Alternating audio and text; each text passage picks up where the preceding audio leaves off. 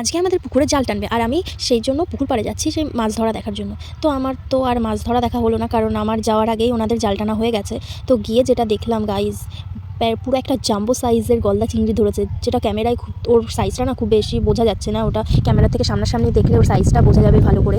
তো এই যে হাঁড়িতে মাছগুলো, ওগুলো আমাদের খাওয়ার জন্য ছিল। আর এই যে হাঁড়ির মুখে গামছা বেঁধে যে হাঁড়িগুলো নিয়ে যাচ্ছিলো, ওগুলো ওই সাইডে আমাদের ওই যে কলা গাছ দেখতে পাচ্ছ, ওখানে ভেড়ি, তো ওই ভেড়িটাতেই এই পুকুরের মাছগুলো নিয়ে নিয়ে ছাড়বে, যার জন্য আজকে জাল টানা। তাই এই কাকুগুলো ওই হাঁড়ির মুখে গামছা বেঁধে নিয়ে কাঁধে করে ভেড়িতে ছাড়তে যাচ্ছিলো, কারণ গামছা না বাঁধলে মাছগুলো লাফিয়ে পড়ে যেতে পারে নিচে, তার জন্য গামছা বেঁধেছে। বাট সবথেকে যেটা বড় কথা সেটা কি জানো তো, আমরা এই ঠান্ডার মধ্যে সোয়েটার পরেও কেমন টকটক করে কাঁপি শীতে, আর এনরা কিন্তু দিন নেই রাত নেই এই ঠান্ডা জলের মধ্যে নেমে যায়, কারণ ওনাদের এটা করেই সংসার চালাতে হয়, ওনাদের এরকম কঠোর পরিশ্রম করেই ওনাদের রোজগার করতে হয়, তো ওনাদের স্যালুট জানাই। আর দেখো, সব কাজেই কষ্ট আছে, কিন্তু কোনো কাজে একটু কম, কোনো কাজে একটু বেশি। তো thank you guys watching my video, bye by.